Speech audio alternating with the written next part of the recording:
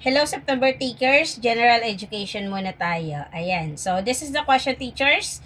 Los Baños is known for its rice research. So, where do the student conduct their researcher? Again, the question is, Los Baños is known for its rice research. Ang tanong, where do the student conduct their researcher? Okay, so we have four choices. Letter A is UP Manila. Letter B is UP Cebu. Letter C is UPLB, and letter D, UP Iloilo. So what is the correct answer here? Again, I will repeat the question. Los Baños is known for its rice research. Where do the student conduct their researcher? Apat lang naman ang pagpipilian natin. UP Manila, letter A. B, UP Cebu. C is UPLB, and letter D, UP Iloilo. So, teachers, what is the correct answer here? Ayan. So, tanggalin natin si UP Iloilo. Okay? Si UP Iloilo po is nasa Visayas part na po yan. At kilala si UP Iloilo sa Fishery and Marine Science. Again, UP Iloilo is kilala po sa Fishery and Marine Science. Halimbawa, sa UP Iloilo, ang mga research tungkol dito is yung mga isda at yamang dagat. Okay po. So, yun po. Part na po siya ng Visayas. Okay po. Kaya nga sa Iloilo siya. Okay? Hindi po pwede si UP Iloilo kasi kadalasang nire-research ng mga estudyante dyan is talks about fish and marine biodiversity. Okay po. So, now, tanggalin natin sa letter A. UP Manila. Or tinatawag nating University of the Philippines, Manila. Okay. UP Manila po is wrong. Okay. Ang UP Manila po ay nagkaroon sa mga kursong medikal at pangkalusugan tulad ng medicine, nursing, at public health. Okay. Halimbawa, sa UP Manila, dito nagsasagawa ng mga research tungkol sa sakit at kalusugan ng tao. Sa UP Manila po yan. Again, UP Iloilo. Ang research po doon is talks about fishery and marine science. Pagdating naman sa UP Manila, ang pinag-aaralan po nila dito is yung mga tungkol sa sakit at kalusugan ng tao. Kaya mali si Delta at si Alpha. So we have two choices. Is it UP University of the Philippines, Cebu, or si UPLB?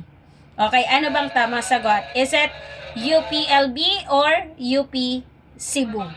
Okay? So, the answer is letter C. Okay? So, si letter B po, si UP Cebu is wrong answer. Bakit po? Si UP Cebu po ay nakatuon po siya sa mga businesses like IT and also for the liberal arts. Okay? Halimbawa po dito, yung mga nire-research po nila sa UP of the Philippines, Cebu is tungkol po sa mga negosyo or teknolohiya.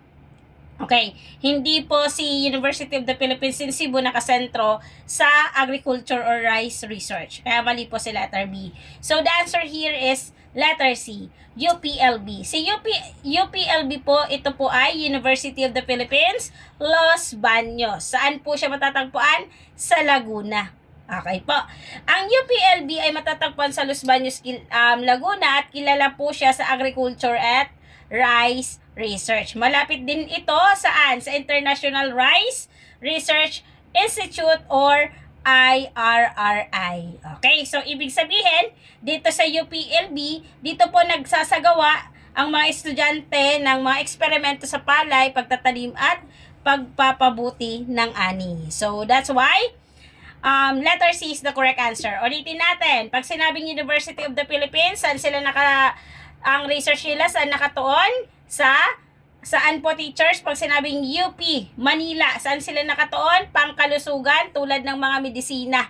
Okay? Inaaral nila yung mga sakit tungkol sa tao. Okay po, yun po si UP Manila. Again, ulitin natin, pag sinabi nating UP Iloilo, UP Iloilo. So, kilala si UP Iloilo saan? Sa Fishery and Marine Science. Kung saan ang mga research nila is tungkol saan? Sa isda at yamang dagat. Pag sinabi naman natin, teachers, na UP of the University of the Philippines, Cebu.